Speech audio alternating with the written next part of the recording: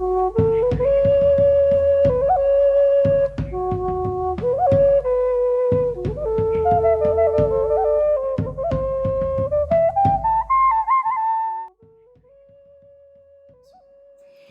je m'appelle Juliette Lamy, je suis donc fromagère, donc gérante et fondatrice de la Fromagère de Tahiti, et j'ai 38 ans et ça fait donc 5 ans que l'entreprise existe. Au début, ça a été donc la phase de test, donc de faire des tests de fabrication pour savoir si on pouvait faire du fromage avec le lait local. Ensuite, quand j'ai réussi à faire les fromages, j'ai créé la patente. J'ai fait un premier marché de Noël avec millésime. Et donc j'ai créé la patente exprès pour pouvoir vendre les fromages sur ce marché. J'ai sous-loué donc un laboratoire de glace pendant un an.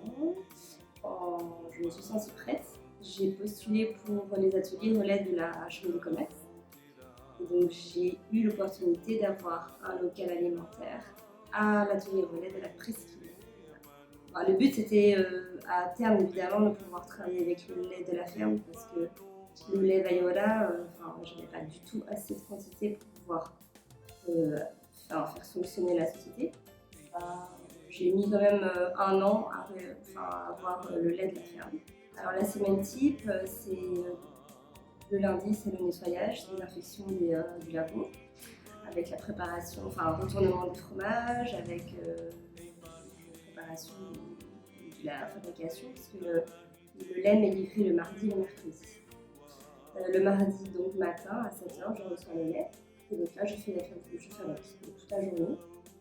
Donc ça prend assez de temps, c'est-à-dire que je peux commencer à vraiment mouler le fromage à partir de 14h. Donc je moule de 14h à 17-18h, ensuite nettoyage.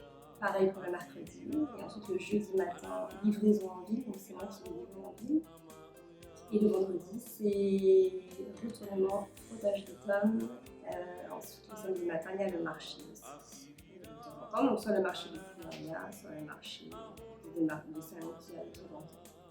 Ce qui me motive, c'est l'impact que ça a auprès des gens, que les gens sont très contents d'avoir du fromage local. Les restaurants, les hôtels, le Brando par exemple, le Hey, le Malou Malou, voilà, pour moi c'est un peu des phares, comment dire, c'est des grands. C'est des beaux partenariats en fait. Voilà, donc je suis fière. Et puis ensuite, il y a la reconnaissance qui a énormément de reconnaissance, que ce soit même au niveau de la mairie, au niveau de la chambre de commerce aussi, au niveau de. Voilà. Il y a tout ce soutien-là aussi. Donc là, je suis toujours aux ateliers relais, donc j'ai pris du retard à cause de cette histoire de matière première. Donc là, le but, c'est de pouvoir construire la fromagerie et pour l'instant, je n'ai pas encore atteint cet objectif, mais normalement, ça va se faire incessamment sous peu.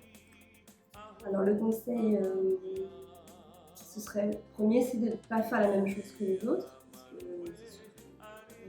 pense qu'on est sur une petite île, donc il n'y a pas de la place forcément pour tout le monde pour le même produit, mais par contre, il y a plein de choses à développer pour que je vais faire. Et il faut avoir juste la bonne idée,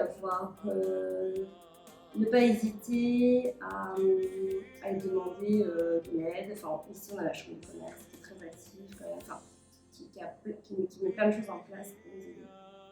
Donc, il ne faut pas hésiter à demander de l'aide et puis il faut beaucoup travailler. Une fromagerie, c'est très spécifique, c'est pas une cuisine, c'est pas une pâtisserie. En fait, on gère des moisissures et des champignons. Et du coup, c'est un peu compliqué. Et ici, il n'y a pas de local alimentaire. Donc du coup, ils m'ont proposé quand même une terre pour pouvoir construire la fromagerie. Ça, c'est génial.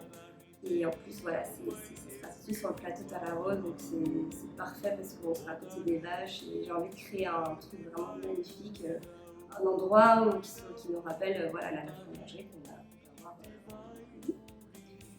Et après, le souci, c'est que on est sur une île, donc j'ai pas accès à l'eau.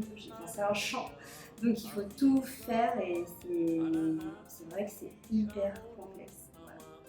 je crois en l'avenir et que je pense que le partenariat avec la ferme va durer en fait. Il n'y a pas de raison.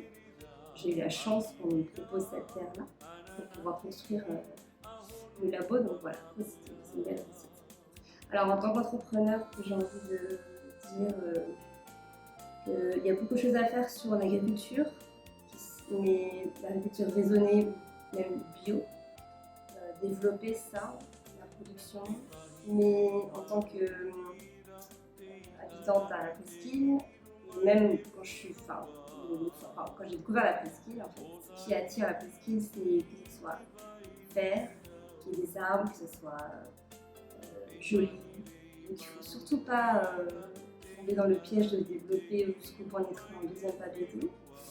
Il faut garder ce côté, ok, on va l'apprécier pour retrouver un petit circuit touristique auprès des artisans qui viennent ici, auprès des maraîchers, auprès des pêcheurs.